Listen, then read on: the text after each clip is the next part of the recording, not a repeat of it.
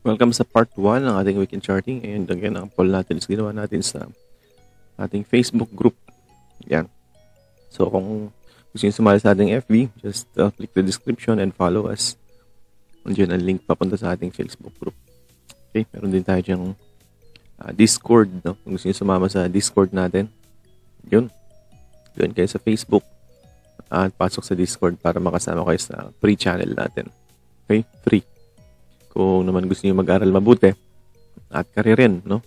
Gawing primary source of income, investing or trading, then enroll kayo sa ating Advanced Technical Trading course, no? September 20 ang start yan hanggang October 20. Pure technicals. So, with that, kaya-kaya yung maglaro ngayong bull market.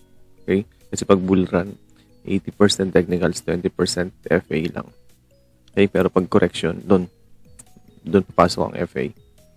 So, ito yung mga topic natin to discuss. And magi-start na yan ng 28 nga, pero yung ating early bird is, I think, mag-message lang kayo para ma-reserve yung early bird rate, no? Kasi kung hindi, pasok kayo sa regular rate natin. Okay, so yun yung mga topic natin na di-discuss. At yun, makakasali kayo sa ating premium naman, no? Premium Discord channel, no? So, separate yun dun sa ating free. Mas marami syempreng guides and mga watch list, stocks, stock picks, and so on. Okay, so yun. Ito, click nyo lang yan para maka-enroll. Ito ang enrollment link. Okay? Yun, ito na. Part 1. Pili na natin. TEL, ASEN, MEG, ARIT, SMC Monde. Okay, so simulan natin sa TEL na mainit na mainit. Mainit dahil nagkaroon ng rebalancing ng FTSE. At isa siya sa na move, no, from large cap to mid cap. So technically kung titingnan mo si TEL is mayroon siyang magandang channel at dahil blue chips yan, very predictable yung kanyang move, no? At kung believer ka ng TA, okay, yun, ayusin lang natin. Most likely attractive sa ito. Yun, no? Hindi pa lang umaapak dun sa line, pero tingin ko is paakyat na yan. Okay, saan ang punta? Kung sakaling bumili kayo dyan, dyan mismo, no?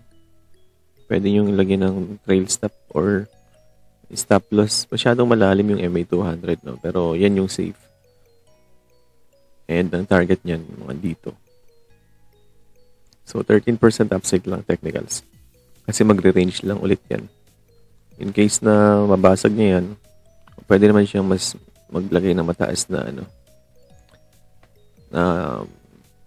take target price. Okay? Dividends, okay yan. May dividends ka na around mga 5 to 6%. Check natin. TEL, ayun, no? Dividends mo 6%. Yun, for TEL, ang dividends natin is 6% per annum. So, not bad. Mayroong 3 buy ratings ng hold. May 17% upside pa. Target price is around mga 1.7. Yun, no? Layo pa, oh. Pero tayo dito, 1.642, pwede na. Okay, ano pa? Earnings na hindi maganda, oh. So, dapat maganda yung kanyang 3Q para malampas na niya yung fair value na yan na 1.7. Okay, hopefully maganda ang 3Q. At mukha namang papaganda ng paligid natin. Okay, so yun lang for TEL. So, next tayo. Next is ASEN. Yan. Kung mayroon kayong ASEN, ang tanong anong ginawa nyo dito? Saan kayo bumili? Kung lagyan natin ng trend line, yun. Kung sa trend line lang, basag na yung trend line niya. Pero yung kanyang chart is nag-hold sa 5 pesos, no? So that's actually positive.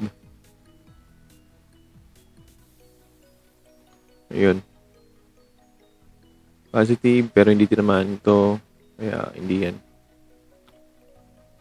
So, dito na lang sa 5 pesos. As long as na nag-hold ang 5, then you can buy year 5. At ang take profit dyan is, yan, taas na yan, 6 pesos. Yan kasi ang fair value niyan, no? 6 pesos. Kaya lang, syempre, bull market pwede lumampas yan. You know, huwag niyo lang sisirain to. Parang gustong dumiretso pa ilalim eh. So, dapat mag-bounce na yan at that level, no? Pag hindi yan nag-bounce, dito yan, 450 yan. So, hopefully, mag-bounce na. Momentum.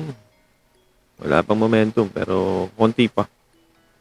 Basta, cut pag nabasag ang 5 pesos. ASEN. Maganda ang earnings, pero below estimates. Okay yung mga ratios. PE is 18. Maulan sa labas, no? Kaya medyo maingay pag nagsasalita. Historical niya is 26, so undervalued. Target price niya is 6 pesos din talaga, no? Pero average niya mga teka lang. Average natin. 6.25. Dalawang buy, walang dividends, no? Maliit lang. Ayan, 1%. Okay, so yun lang. Basta as long as 5 is holding, then okay yan. Pag nabasag cut. Bakit? Kasi malaki na yung inakyat niyan eh. Ayun, no? Nag-almost 90% run up na, kaya medyo weak na. Okay, next. MEG. So, MEG is second liner, no? MEG. Yun, breakout. Goods to kasi properties to. Kaya lang, second liner to. Kaya medyo mag-aantay ka dito. Pero okay din naman.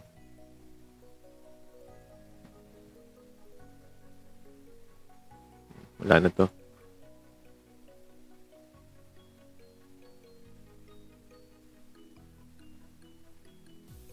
Wala na rin. So, mukhang hindi na yun ang ginagamit, no? Mukhang horizontal na.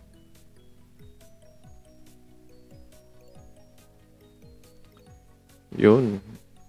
Actually, yan talaga ang dating support niyan. Ito yung matagal na support, no? 1.9. Nag-conso binasag. Nag-hold on, tapos yun, breakout. Next resistance nyo, 213. So, huwag yun nang habulin to dahil, ayun, no, nag-rally na. Mukhang malaki. Tingnan natin kung nakabili ka kunyari doon. 4% run up, no? Medyo maliit ang mga galawan, pero not bad. Yung volume, good ang earnings. Tingnan natin. Basta ito, yan.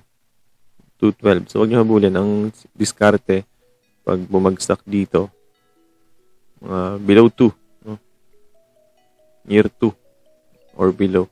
Yun ang pasok para pag nag-213, o hindi malaki-laki yung upside niya, no? Mga 7 to 8. MEG, good earnings, oh. Above estimates. Ratios, goods din.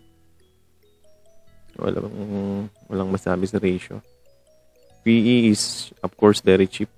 Ayun, no? Negative 2 SD. 3% dibs. Okay din. Dalawang buy rating. Target price, 3 pesos. Layo pa ng 3. So, kung makakarating doon, ayun, 52% upside, mga 1 to 2 years. Kung hindi magbabago ang narrative. Okay, next. Arit. So, alam ng lahat ang nangyari sa Arit, no? Ewan ko lang. Alam ng lahat na nasa Discord ang nangyari sa Arit. At syempre, nagkagulo na naman, no? Nagkagulo sa pagbili. Okay? Ang range ng buying or private placement is 36. Diyan. Ayan, 36 to or 35 to 36. Yun yung range ng private placement, no? Pero nabenta nila at 36.2 yata, no? Sinare ko naman yung transactions.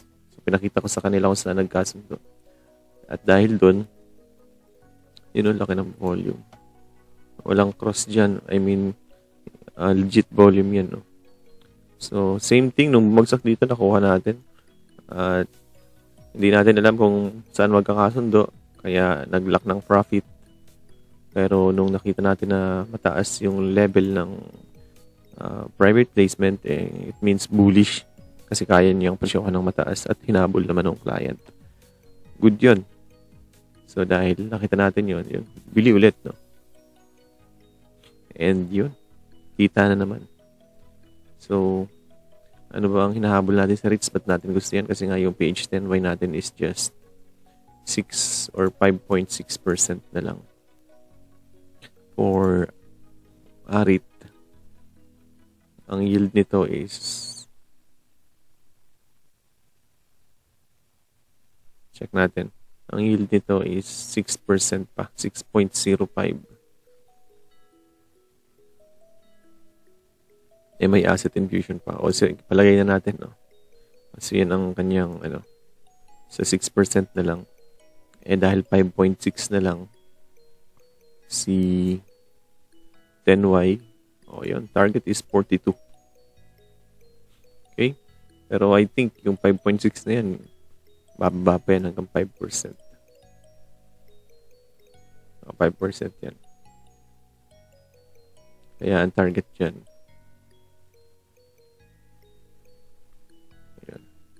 target natin dyan is yung mga 40, natin 47, no?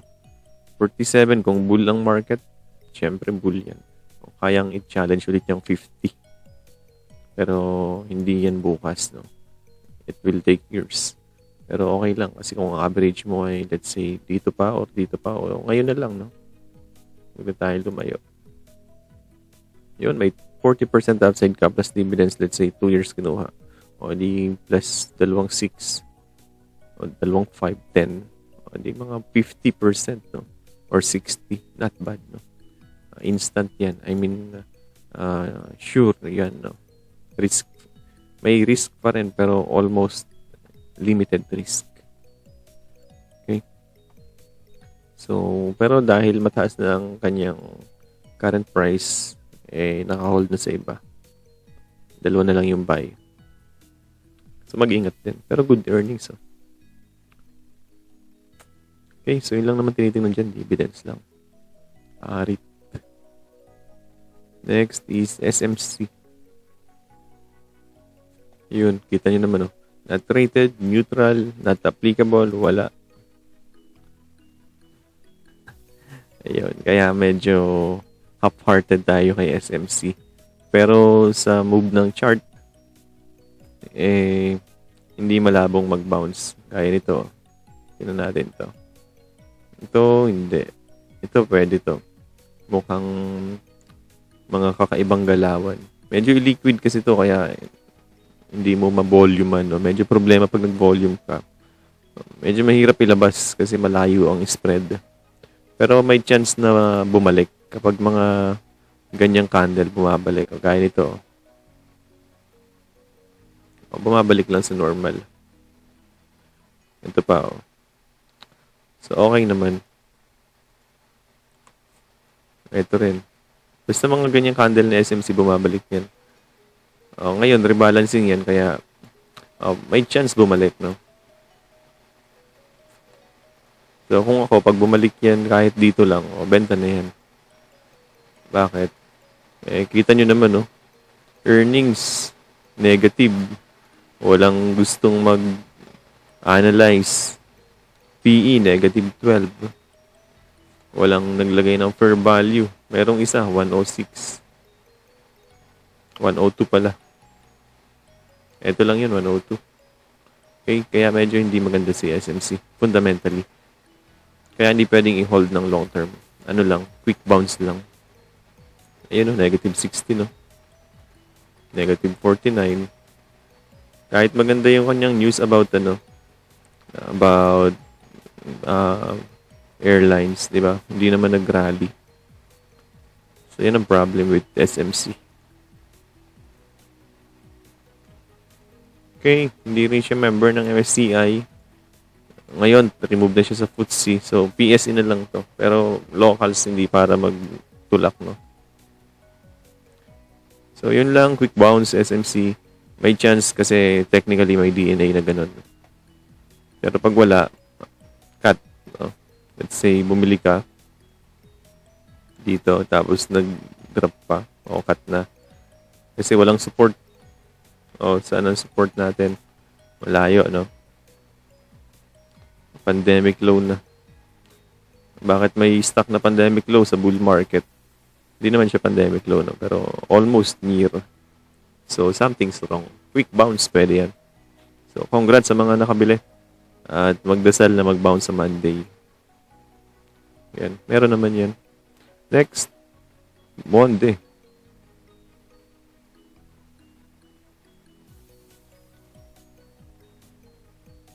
Yan. Monday breakout.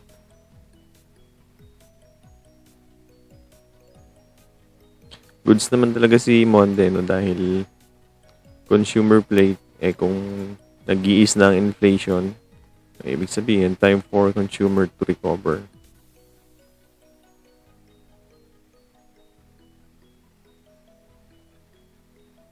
So, kung meron ka nito, ayun ang next target. Kasi kung gagamitin natin to, nabasag na to, no? Yun. Diyan ang next. So, yun natin. Pero hindi naman kayo bibili ngayon, no? Siyempre hindi. Dapat dito. Oh, 30%. Malaki-laki pala. Ha? Sabihin na natin ngayon ka bumili, no? 20%. Okay pa rin. Pero risky. Kasi nasa taas na. Kakasimula pa lang ng rally. So, mukhang ito na yung correction nyo. Masyadong shallow.